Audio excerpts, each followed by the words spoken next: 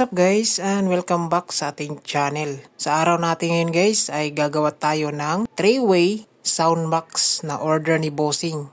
So yung nag-order nito guys ay taga Karkar City, Cebu. So nakita niya lang tayo sa Facebook kasi nag-reels tayo. So nag-contact siya sa atin guys para magpagawa ng pambahay na sound system.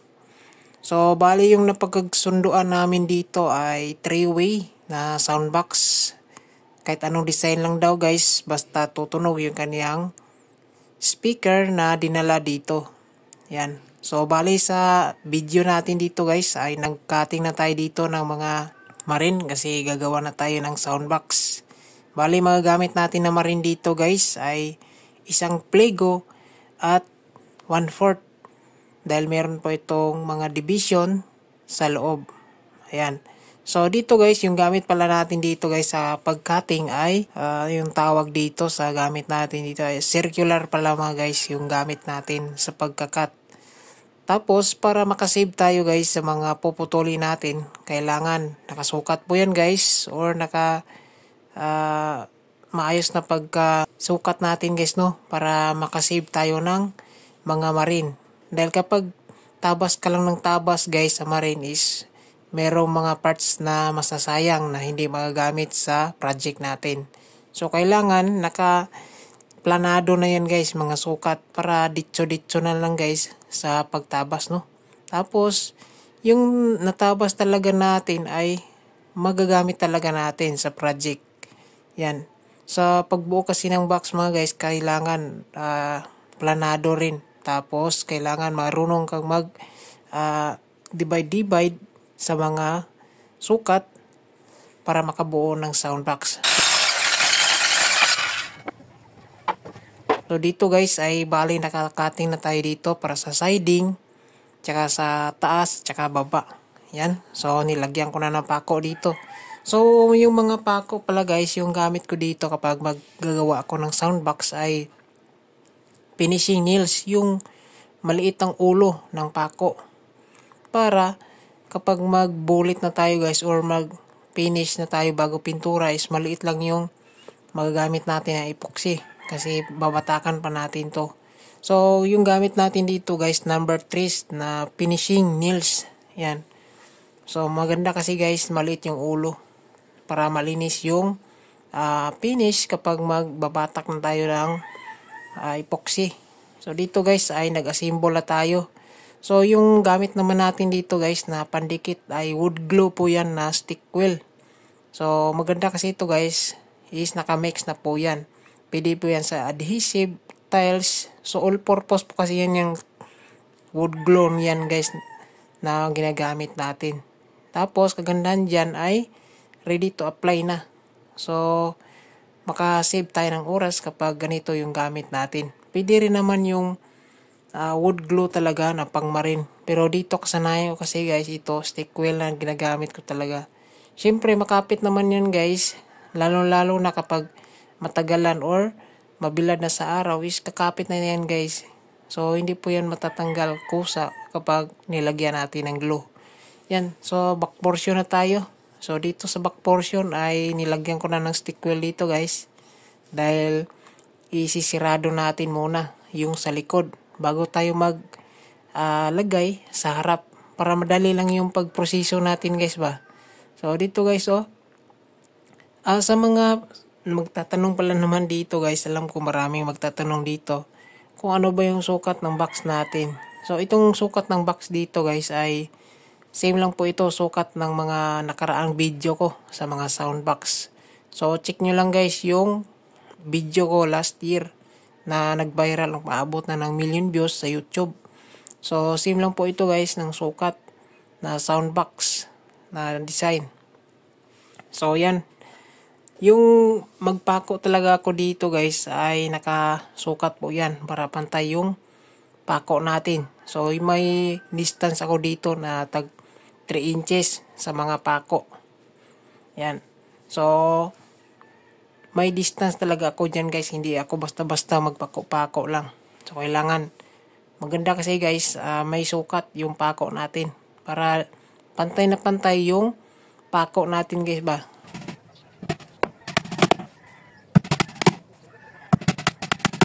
Ayan.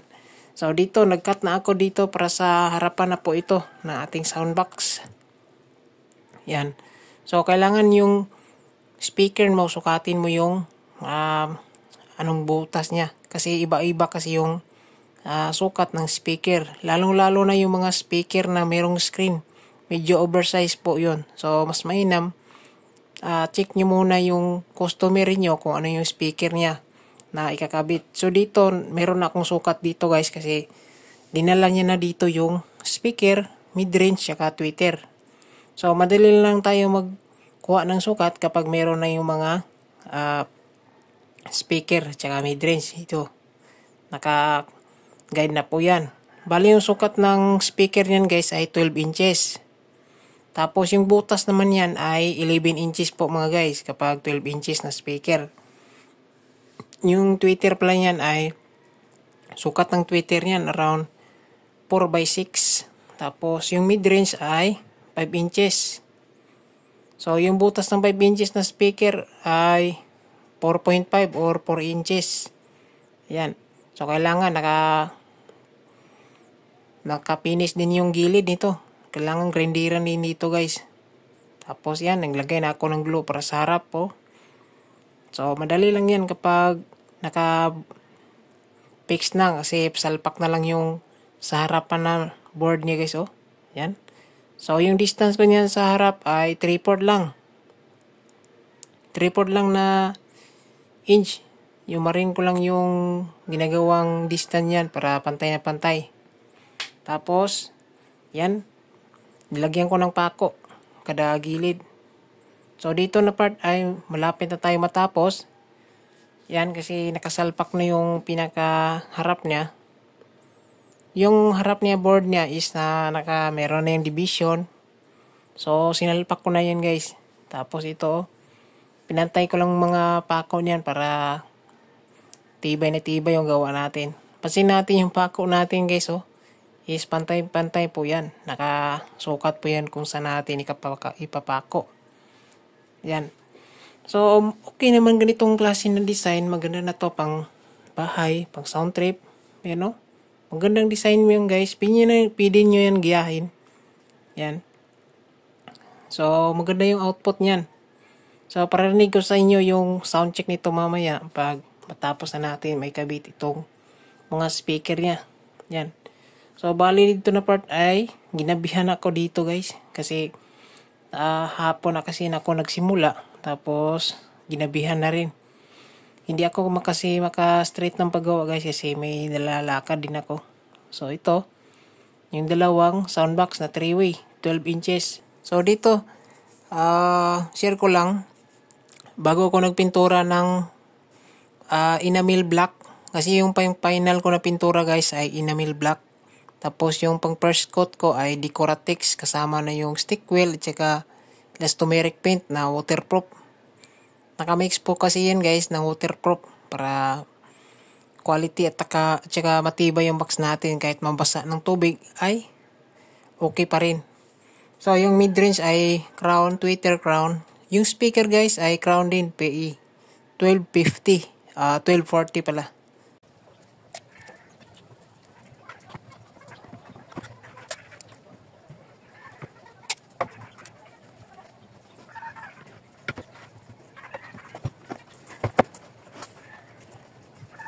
So ito, naka-set up na.